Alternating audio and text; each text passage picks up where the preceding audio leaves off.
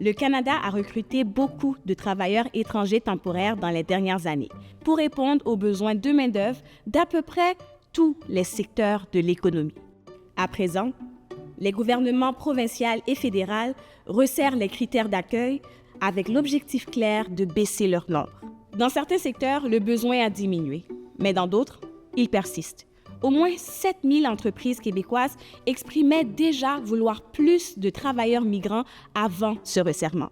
Certaines disent même que sans eux, ils devront mettre la clé sous la porte. Et, en parallèle, le rapporteur spécial de l'ONU dénonce le programme de travailleurs migrants temporaires qu'il qualifie d'un terreau fertile pour les abus et l'exploitation. Mais la vraie question c'est-tu la faute des woke s'il y a autant de travailleurs migrants?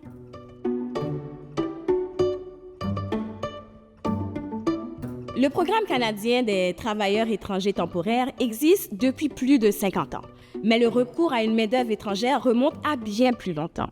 Très simplement, le mode de vie canadien repose sur le travail des migrants. Ils sont recrutés dans les secteurs de l'hébergement, la restauration, l'agriculture, la fabrication, le commerce, la chasse, la pêche, les extractions minières, le secteur pétrolier et gazier. Bref, la seule chose que les travailleurs migrants ne font pas, c'est jouer pour le Canadien. Quoique, quand j'y pense... D'un côté, le gouvernement du Québec trouve le nombre de travailleurs migrants excessif. Et de l'autre, il a mené plus de 60 missions d'embauche à l'international en 5 ans. C'est comme passer tes fins de semaine à la pêche puis être surpris de trouver du poisson. Mais la plus grande incohérence dans ce dossier, c'est qu'on recrute des travailleurs temporaires pour des besoins permanents. Alors que le nombre de travailleurs temporaires augmente, le nombre de résidents permanents diminue. On recrute des travailleurs pour quelques mois ou quelques années, puis on les renvoie chez eux et on recommence avec d'autres. Après la paille à usage unique, les travailleurs à usage unique. Sauf que les travailleurs finissent pas dans le nez des tortues de mer, alors j'imagine que ça passe mieux. Le premier pas vers un meilleur traitement des travailleurs migrants, c'est l'élimination du permis fermé. Un travailleur à qui le Canada délivre un permis fermé n'a pas le droit de changer d'emploi. Parfois, les tâches imposées n'ont rien à voir avec la description du poste. Parfois, les logements sont inadéquats ou surpeuplés. Parfois, les travailleurs sont cibles de harcèlement, ou pire encore. Mais face à l'interdiction de changer de travail, la plupart se taisent de peur d'être expulsés du pays. Quitter sa vie pour venir travailler au Canada, c'est pas rien. Et les permis fermés sont un poids de plus dans la balance du pouvoir des employeurs sur les employés. Selon le rapporteur spécial de l'ONU, le Canada doit permettre aux migrants un meilleur accès à la résidence permanente pour éviter les abus.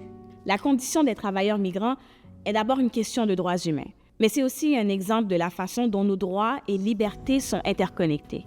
Si les travailleurs migrants sont perçus comme une source inépuisable de cheap labor qui craint la déportation, quelque chose me dit que tes conditions de travail non plus ne pourront pas progresser. Et les abus ne viennent pas seulement de certains employeurs. Des travailleurs d'Amérique latine et des Caraïbes, employés par le secteur agricole, accusent le gouvernement canadien d'avoir prélevé en 15 ans près d'un demi-milliard de dollars en cotisations d'assurance-emploi sur leur salaire, alors qu'ils n'en bénéficient pas au même titre que les travailleurs canadiens. C'est comme contribuer année après année à un jardin communautaire dans lequel tu n'es pas autorisé à récolter ta part. Et maintenant que les gouvernements serrent la vis pour réduire le nombre de travailleurs temporaires, le permis fermé sera encore plus difficile à obtenir. Donc, les travailleurs seront encore plus réticents à risquer de le perdre, même s'ils sont victimes d'abus. Tout le monde est fier d'acheter et de consommer local. Mais ce n'est pas seulement un argument en faveur de l'économie d'ici. Ça devrait vouloir dire des conditions de travail protégées pour toutes et tous.